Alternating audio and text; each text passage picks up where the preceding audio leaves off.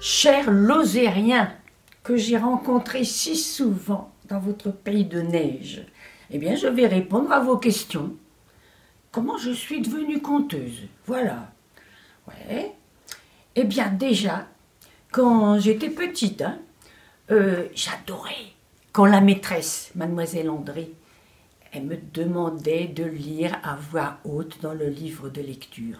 J'adorais ça.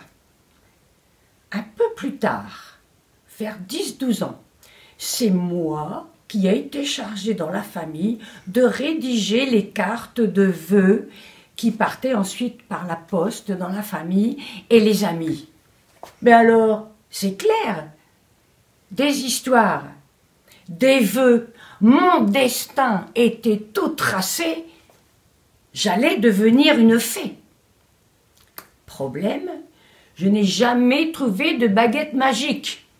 J'ai dit bon, je me suis tournée vers l'enseignement, histoire de faire marcher les enfants à la baguette. Total fiasco, ce n'est absolument pas une méthode intéressante. Par contre, ce qui s'est passé avec ces enfants que j'ai eus entre les mains, c'est que je me suis mise à leur raconter des histoires. Et depuis ce jour-là, il y a plus de 30 ans maintenant, 35 ans, je ne peux pas me passer des contes. Je ne peux pas me passer de leur langage. Ça fait partie de nos nourritures essentielles. À côté des autres paroles, le journalisme, l'histoire, le scientifique. On aura tout le temps besoin des contes parce qu'ils sont notre humanité. Et c'est grâce à eux que je suis venue plusieurs fois en Lozère. Je me souviens de la création de Peau d'âme. On avait fait une soirée, il n'y avait pas de spectacle ce soir-là, c'était juste être ensemble, comme vous savez le faire, vous, en Lozère.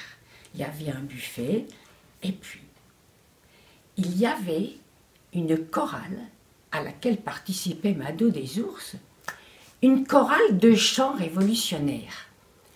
Presque tout le monde connaissait au moins 1, 2, 3 chansons.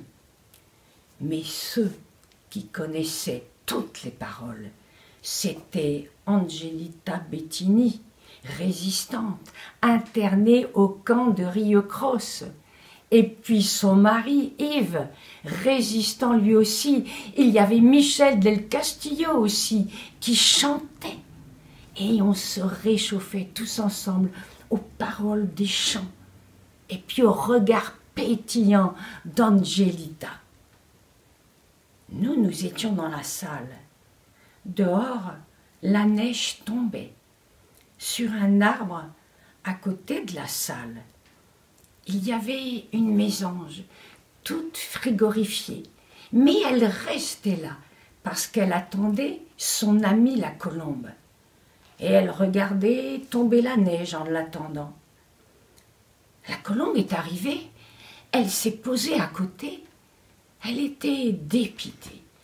Elle disait « Mais j'ai encore traversé tellement de pays en guerre, j'ai plus envie de repartir. » À ce moment-là, la mésange lui a dit « Oh, je vais te poser une question.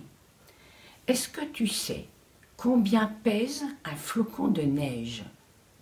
La colombe l'a regardé. Elle a dit « Bah, c'est n'importe quoi, un flocon, ça pèse rien. Attends, ça pèse rien moins que rien. » Tu crois, dit la mésange. Pourtant, tout à l'heure, moi je t'ai attendu. Je regardais les flocons. Je les ai comptés. Il y en avait des dizaines, il y en avait des centaines, il y en avait des milliers, il y en avait des millions. Et juste avant que la neige s'arrête, tu vois là devant l'arbre là, tu vois la branche, au dernier flocon, la branche a cassé. Alors, la colombe a regardé la mésange et lui a dit « Mais peut-être qu'il ne manque qu'une seule personne pour que tout bascule et que le monde vive en paix. » Et la colombe, de nouveau, s'est envolée. Au même moment, dans la salle à côté, la chorale entonnait le dernier couplet de sa dernière chanson. Écoutez-les. Mais un jour dans notre vie, le printemps refleurira. Liberté, liberté, chérie, je dirais tu es à moi, ô terre de l'allégresse, où nous pourrons sans cesse aimer, aimer, aimer.